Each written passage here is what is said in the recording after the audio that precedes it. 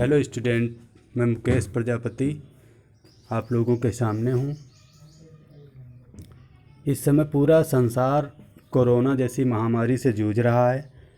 हमारा देश भारत भी इससे अछूता नहीं है। हमारे देश में भी ये महामारी बहुत तेज़ी से फैल रही है। ऐसे में सारे एरिया लॉकडाउन है। सब लोग अपने अपने विद्यालय जाने में असमर्थ हो रहे हैं। तो ऐसा लगता है कि हम लोगों का कोर्स जारी रहे। इस कोर्स को जारी रखने के लिए ऑनलाइन सिस्टम से हम लोग स्टडी करेंगे और जो कोर्स हम लोगों का बाकी है उस कोर्स को पूरा करेंगे। इस कोर्स को पूरा करने में हम आपको आज पढ़ाएंगे physical science BEd first year की, जिसमें हम 5वीं यूनिट पर चर्चा करेंगे। ये यूनिट है पाठ्यचर्या यानी करिकुलम। करिकुलम की जब हम बात करते हैं तो करिकुलम के अंतर्गत बहुत सी बातें आती हैं। इन बातों में सबसे प्रमुख बात आती है कि जो वो करिकुलम होता है यानी पाठ्यचर्या जो होती है वो किसी भी देश के समाज के शैक्षिक स्तर पर, सांस्कृतिक पक्षों पर तथा सामाजिक पक्षों का दर्पण होती है।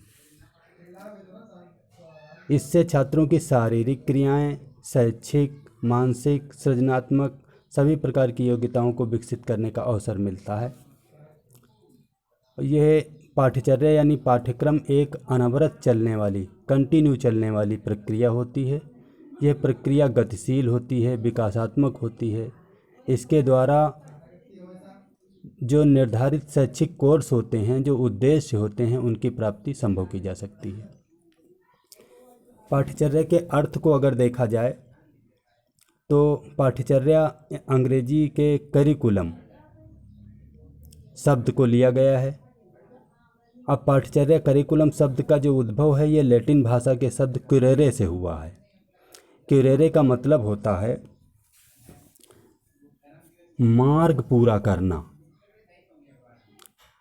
या मार्ग तय करना, या रेस कोर्स, दौड़ का मैदान। ये दौड़ का मैदान है जिस पर व्यक्ति अपने लक्ष्य को प्राप्त करने के लिए दौड़ता है। इसकी परिभाषाओं की अगर बात की जाए तो अनेक शिक्षा शास्त्रियों ने अलग अलग अपनी अपनी परिभाषाएं दी हैं। कनिंघम ने तो इसको बताया है कि पाठ्यक्रम कलाकार यानी शिक्षक के हाथ में एक साधन है जिसके द्वारा वह अपने पदार्थ यानी विद्यार्थी को अपने आदर्श यानी अपने उद्देश्यों के अनुसार अपने स्टूडियो रूपी विद्यालय में ढाल सकता है। मुनरो ने कहा है कि पाठ्यक्रम में वे सभी अनुभव सम्मिलित हैं जिन्हें शिक्षा के उद्देश्यों की पूर्ति के लिए विद्यालय प्रयोग में लाता है। तो मुनरो ने इस प्रकार से बताया है कि पाठ्यक्रम में वो सारे अनुभव शामिल किए जाते हैं जो शिक्षा के उद्देश्यों की पूर्ति करने वाले होते हैं और विद्यालय इन सभी अनुभवों का प्रयोग करता है। इसी क्रम में फ्रोबेल ने भी डेफिनेशन दी है। फ्रोबेल ने बताया है कि पाठ्यक्रम को मानव जाति के संपूर्ण ज्ञान तथा अनुभवों का सार समझा जाना चाहिए। यानी जो पाठ्यक्रम होता है वह संपूर्ण मनुष्य जाति की विभिन्न आवश्यकताओं की पूर्ति के लिए जो मनुष्य ने ज्ञान अर्जित किया है, जो अपने अनुभवों को अर्जित किया है, उसका सारांश रूप पाठ्यक्रम होता है। इसकी डेफिनेशंस बताते हुए माध्यमिक शिक्षा आयोग ने भी अपनी बात बताई है। उन्होंने बताया है कि जो संपूर्ण स्कूली जीवन ही पाठ्यक्रम है जो छात्रों के जीवन को हर बिंदु पर स्पर्श करता है तथा उनके संतुलित व्यक्तित्व के विकास में योगदान देता है। यानी जो स्कूल का पूरा टाइम है उस टाइम में जो जो क्रियाकलाप किए जाते हैं वह सभी क्रियाकलाप, चाहे वो शैक्षिक गतिविधियां हों, कोर्स कंटेंट हो या को करिकुलर एक्टिविटीज़ हों, जो भी विद्यार्थी के जीवन को हर बिंदु पर स्पर्श करते हैं, उसके संतुलित व्यक्तित्व का विकास करते हैं, वह सब कुछ करिकुलम है सब कुछ पाठ्यक्रम है, पाठ्यचर्या है। ये माध्यमिक शिक्षा आयोग ने यानी सेकेंडरी एजुकेशन कमीशन ने अपनी डेफिनेशन दी है। तो इस तरीके से इन्होंने बताया है। इसके बाद हम आगे चर्चा करते हैं पाठ्यक्रम और पाठ्यवस्तु की। इनमें अंतर क्या होता है, पाठ्यक्रम में और पाठ्यवस्तु में क्या अंतर है, यानी डिफरेंस क्या होता है करिकुलम एंड सिलेबस में। अक्सर इस बात पर लोगों के अंदर मतभिन्नताएं रहती हैं। पाठ्यचर्या और पाठ्यक्रम, क्योंकि ये शब्द एक दूसरे से मिलते हैं, पाठ्यवस्तु, पाठ्यचर्या, पाठ्यक्रम, तो इनमें कन्फ्यूजन होता है। अंग्रेजी में अगर इनको देखा जाए तो इंग्लिश में हम कहते हैं करिकुलम और सिलेबस, तो अंतर कुछ समझ में आता है। अब बात करते हैं तो पाठ्यक्रम और पाठ्यचर्या, यह दोनों शब्द एक ही शब्द हैं। ये करिकुलम के ही हिंदी रूप हैं।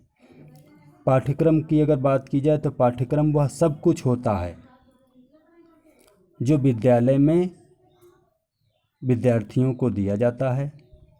विद्यालय का जो भी जीवन होता है, इसमें पुस्तकों के अध्ययन से लेकर के पाठ्य सहगामी अन्य क्रियाकलापों को सबको शामिल किया जाता है।